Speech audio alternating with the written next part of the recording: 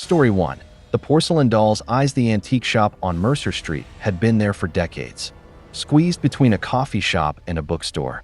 Easy to miss if you weren't looking for it. I wasn't looking for it. But on that rainy November afternoon, ducking inside to escape the downpour, I found something that would change everything. The shop smelled like old wood and dust, crammed with furniture, paintings, and trinkets from forgotten lives. The owner, a man who introduced himself only as Mr. Chun, watched me from behind a cluttered counter, his expression unreadable. "Just browsing," I said, shaking rain from my coat. He nodded once and returned to his book. I wandered through narrow aisles, running my fingers over vintage typewriters and tarnished silverware. That's when I heard it, a faint melody, barely audible, like a music box playing from very far away. I followed the sound to a glass display case in the back corner. Inside, sitting on a velvet cushion, was the most beautiful music box I'd ever seen. It was made of dark wood inlaid with mother of pearl, depicting a scene of a ballroom. Tiny figures stood frozen mid-dance, their painted faces exquisite in detail. The melody came from inside, even though the box was closed. "How much?" I asked. Mr. Chin appeared beside me, so quietly I jumped. He studied the music box with an expression I couldn't read. "That one is not for sale. Everything in here has a price tag. Not that one." He started to walk away, then paused. "My grandfather brought it from Shanghai in 1947. It has been in my family for generations before that. Some things are not meant to be sold. Then why display it?" He looked at me for a long moment. "To remember what happens when we forget the old warnings." I should have left then, but the melody was so hauntingly beautiful, and the craftsmanship was extraordinary. I found myself returning to the shop 3 times that week, always drawn to that back corner, always listening to that impossible music. On my 4th visit, Mr. Chin was gone. A younger woman, his daughter, she explained, was minding the shop.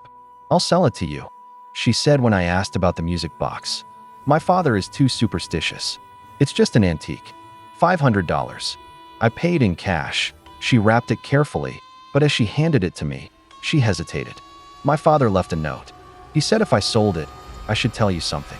She unfolded a piece of paper and read, "The music plays for 3 nights. On the 3rd night, you must destroy it before the song ends, or the dancers will come for you." I laughed. "Your father has a flair for drama." She didn't smile. "He said you'd say that. He said they all do." At home, I placed the music box on my dresser and opened it for the first time. The melody that emerged was even more beautiful up close. A waltz, melancholy and sweet. The tiny figures inside began to move, spinning and twirling with mechanical precision. I watched, mesmerized, for nearly an hour before the mechanism wound down and the music stopped. That night, I dreamed of dancing. I was in a grand ballroom with crystal chandeliers and polished marble floors. Dozens of couples whirled around me in period costume, Victorian-era gowns and tailcoats. The music was the same melody from the box, but fuller, played by an invisible orchestra. A woman approached me. She was beautiful, with dark hair piled high and a crimson gown that seemed to absorb light. She extended her hand. "Dance with me," she said. Not a question, a command. I took her hand. It was cold, like porcelain. We began to waltz, and I realized I knew the steps perfectly, even though I'd never learned to dance. She smiled, revealing teeth that were just slightly too sharp. "You've opened the box," she whispered. "Now you're part of the dance." I woke gasping, tangled in my sheets. My bedroom was dark except for the streetlight filtering through my curtains. The music box sat silent on my dresser, but I could still hear the melody, faint and distant, like it was playing in another room. The 2nd night, the dream was more vivid. The ballroom was the same, but now I recognized some of the dancers. The man in the corner, I'd seen his face before, in an old photograph at the antique shop. And the woman in the blue dress looked like someone from a painting I'd noticed on the wall. The woman in crimson found me again. "You're learning," she said as we danced. "Soon you'll understand." "Understand what?" "That some dances never end." She pulled me closer, and I felt her breath against my ear, cold, like winter wind. "We've been dancing for so long. Decades. Centuries. And we're so very tired. Then stop. We can't." Her grip tightened painfully. "Not until someone takes our place." I tried to pull away, but her hands were like iron. The other dancers closed in around us, their smiles too wide, their eyes too hollow. They all reached for me, dozens of cold hands grabbing my arms, my clothes, my hair. "Dance with us," they chanted. "Dance forever." I woke screaming that it was 3 a.m. The music box was open, the mechanism turning even though I hadn't wound it. The tiny figures danced their eternal waltz, and in the dim light, I could see their painted faces had changed. They looked like the people from my dream. They looked like me. I slammed the box shut, but the music continued. I remembered Mr. Chen's warning. 3 nights. I had one more night, and then I had to destroy it before the song ended. The third day, I researched everything I could find about cursed music boxes. Most of it was nonsense, folklore and urban legends. But I found one academic paper about a series of disappearances in Shanghai in the 1920s. 12 people vanished over the course of a year, all last seen purchasing items from the same antique dealer. The dealer's shop had burned down in 1927. In the ruins, they found a music box, completely undamaged. That night, I prepared. Hammer, gasoline, matches. I would destroy the box the moment the music started, before the dream could take me to midnight. The music began. I grabbed the hammer and brought it down on the box with all my strength. The wood didn't crack. I tried again and again, but the box remained perfect, unmarked, as if the hammer was hitting empty air. The music grew louder. I doused it in gasoline and lit a match. The flames engulfed it, but when they died down, the box sat pristine, still playing its haunting melody. My vision blurred. The room spun. When I opened my eyes, I was in the ballroom, but this time, it was different. The other dancers were fading, becoming translucent. The woman in crimson stood before me, and she was smiling with genuine relief. "Thank you," she said. "We've been waiting so long for someone to take our place." "No," I said. "I won't. I'll wake up." You can't wake up. Not anymore. The third night has come, and you didn't destroy the box in time." She took my hand one final time. "Now you dance for us." The other dancers were disappearing, one by one, fading into nothing as their curse transferred to me. I could feel it settling over me like a heavy coat, the compulsion to dance, to move, to never stop. "How long?" I asked. "Until someone else opens the box. Until someone else dances on the third night." She was almost gone now, just a shimmer in the air. It took me 83 years to be free. Then she vanished, and I was alone in the ballroom. The music played on. My body began to move without my control, falling into the steps of the waltz. I tried to resist, but it was like fighting gravity.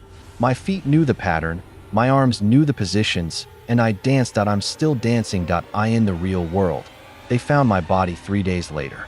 The landlord called the police when I didn't respond to knocking. They said it looked like I'd died of a heart attack, slumped over my dresser. The music box was sold at an estate sale. I watched through the tiny figure's painted eyes as a young couple examined it, charmed by its beauty. "Listen," the woman said. "It's playing even though it's closed." "How does it do that?" "Maybe it's magic," her boyfriend joked. "They bought it. I tried to warn them through the dreams, but they didn't understand." Not until the third night, when the boyfriend took my place in the ballroom, and I finally stopped dancing. I'm free now. But sometimes, late at night, I still hear that melody. And I remember what it feels like to dance forever, trapped in a moment that never ends, waiting for someone to take your place. The music box is still out there, still playing its song, still waiting for the next dancer. Story 2. The inheritance mirror. I bought the camera at a garage sale for $15. It was a Polaroid, one of those vintage instant cameras from the 1970s. Boxy and clunky, with a strap that smelled like old leather. The woman selling it looked relieved when I picked it up. "It still works," she said quickly. "I tested it last week.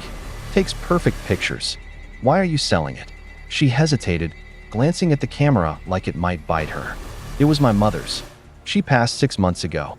I don't want it in the house anymore." Something in her tone made me pause, but the camera was beautiful in its retro way, and I'd been wanting to experiment with analog photography. I handed over the cash. "Wait," she called as I walked away. She pulled out a small stack of film cartridges from a box. "Take these too. Free. Just take them." At home, I loaded the camera and took a test shot of my living room. The photo slid out with that familiar mechanical whir, and I watched it develop. The image was perfect, crisp, with that vintage color saturation that made everything look like a memory. That I took more photos over the next few days. My apartment, the park, my cat Oliver sleeping in a sunbeam. Each picture developed beautifully, and I started a collection on my refrigerator, held up with magnets. It was on the 5th day that I noticed something odd. That I'd taken a selfie that morning, just a quick shot to test the lighting. When it developed, I looked normal, messy hair, coffee mug in hand, tired smile. But in the background, visible through my bedroom doorway, was a figure. A woman, standing in the hallway. I lived alone. I grabbed the photo and studied it closely. The figure was blurry, like she'd moved just as the shutter clicked. But I could make out a dress, long hair, and something about her posture that seemed wrong. Hunched. Watching. I checked the timestamp on my phone. The photo was taken at 7:23 a.m. I'd been alone in the apartment. I was certain of it. Probably a trick of the light, I muttered, but I put that photo in a drawer instead of on the fridge. The next photo I took was of Oliver. He was sitting on the windowsill, backlit by afternoon sun. The shot was perfect until I noticed the reflection in the window, the same woman. Closer this time, standing directly behind me. I spun around. My apartment was empty. My hands shook as I took another photo, this time of the empty room behind me. I watched the image develop, my heart pounding. The woman was in this photo too, standing in the corner near my bookshelf. And she was clearer now. I could see her face. She was old, with hollow cheeks and sunken eyes. Her dress was old-fashioned, maybe from the 1960s or 70s. And she was staring directly at the camera with an expression of desperate hunger. I called the woman who'd sold me the camera. She answered on the first ring, like she'd been waiting. "You've seen her," she said before I could speak. "Who is she? My mother? Or what's left of her?" Her voice cracked. "I don't know how to explain this. The camera, it doesn't just take pictures. It traps things, moments, people. My mother was obsessed with it near the end. She took hundreds of photos, said she was trying to capture something. Then she died, and I found all these pictures of her. But in each one, she looked more and more wrong. Faded, like she was disappearing. That's impossible, is it? Look at your photos again. Really look." I spread them out on my table. The living room shot. There was a shadow in the corner that shouldn't be there. The park photo, a figure standing behind a tree, watching. Every single photo had her in it. Somewhere, getting closer with each shot. What does she want? To get out. To be real again. The woman's voice dropped to a whisper. "Don't take any more pictures. And whatever you do, don't let her get close enough to touch the camera. What happens if she does?" The line went dead. That night, I locked the camera in my closet and tried to sleep. But at 2 a.m., I woke to a sound I'd come to know. The mechanical whir of the camera taking a photo. I ran to the closet. The door was open, though I'd locked it. The camera sat on the floor, and a fresh photo lay beside it. Still developing. It was a picture of me, asleep in my bed, and the woman was sitting on the edge of the mattress, reaching toward my face. I didn't sleep the rest of the night. I couldn't, because every time I closed my eyes, I felt cold fingers brushing my cheek. The next morning, I decided to destroy the camera. I took it outside, placed it on the concrete, and raised a hammer. Before I could strike, it took a photo. The picture showed me, hammer raised, about to destroy it. And behind me, the woman stood with her hands on my shoulders. Her mouth was open in a silent scream. My arms wouldn't move. I tried to bring the hammer down, but my muscles locked. It was like she was controlling me through the photo, holding me in place. The camera took another picture. This one showed me lowering the hammer, picking up the camera, walking back inside. I watched myself do these things, unable to stop. My body moved like a puppet, and I was just a passenger. Inside, I sat at my table. My hands loaded new film into the camera without my permission. Then I raised it and took a photo of the empty air in front of me. When it developed, she was there, standing in my living room, more solid than before, more real. She smiled. The camera took another photo, and another. With each flash, she became more substantial. I could hear her breathing now, see the rise and fall of her chest. She was pulling herself out of the photographs, using the camera as a bridge between whatever place she'd been trapped in and reality. I tried to scream, but no sound came out. My voice was gone, stolen like my control over my body. She stepped closer, and I could smell her, old perfume and decay. Her hand reached out and touched the camera. The moment her fingers made contact, I felt something tear inside me, like a piece of my soul being ripped away. The camera fell from my hands that I could move again. I stumbled backward, gasping, and looked at the woman. She was fully real now, solid and present. But something was wrong with her. Her edges flickered like a damaged video, and her eyes were completely black. "Thank you," she said in a voice like rustling paper. "I've been trapped for so long. What are you? What I became. What the camera made me." She picked up the device, cradling it like a child. "My husband gave this to me for our anniversary. I loved it. Took pictures of everything. But I got sick, and I was so afraid of being forgotten. So I took more pictures, trying to capture myself, preserve myself." She looked at me, and I saw the desperation in those black eyes. I took so many pictures that I started to fade. Piece by piece, I went into the photos instead of onto them. And when I died, I was trapped.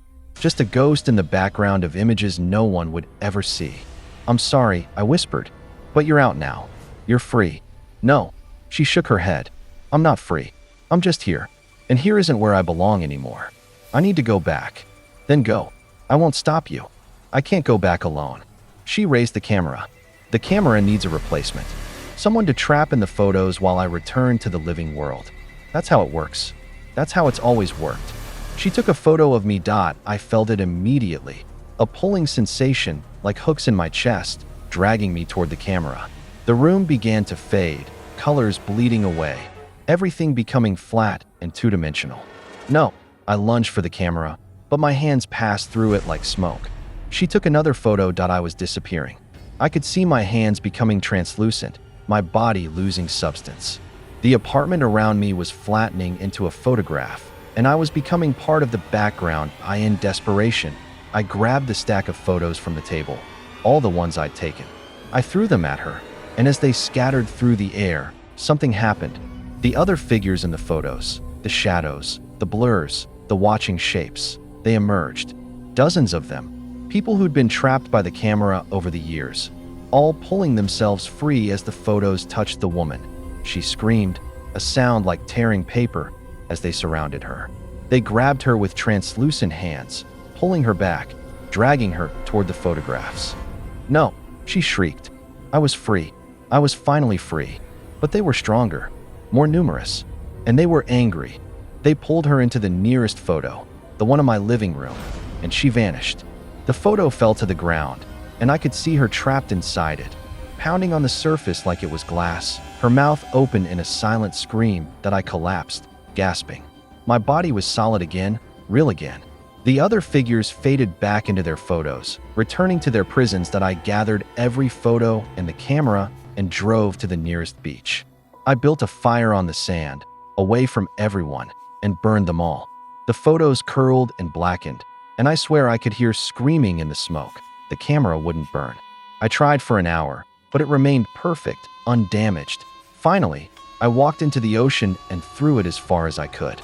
I watched it sink beneath the waves, and I prayed that was the end. That was 3 months ago. Last week, I saw a post on social media. A beachcomber had found a vintage Polaroid camera washed up on shore. Still works. The post said, "Taking perfect pictures." The comments were full of people asking where they could buy one just like it. I tried to warn them. I commented, messaged, called the person who posted it. But they thought I was crazy. They blocked me. Yesterday, that person posted a new photo, a selfie on the beach, smiling, holding the camera, and in the background, barely visible, was a figure standing in the surf, watching, waiting. The camera is out there again, taking pictures, trapping people. And I can't stop it. If you ever find a vintage Polaroid at a garage sale, at a thrift store, washed up on a beach, don't buy it. Don't take pictures with it, because some cameras don't just capture moments. They capture souls. And once you're in the photograph, you'll never get out. Subscribe for more chilling tales that will haunt your dreams.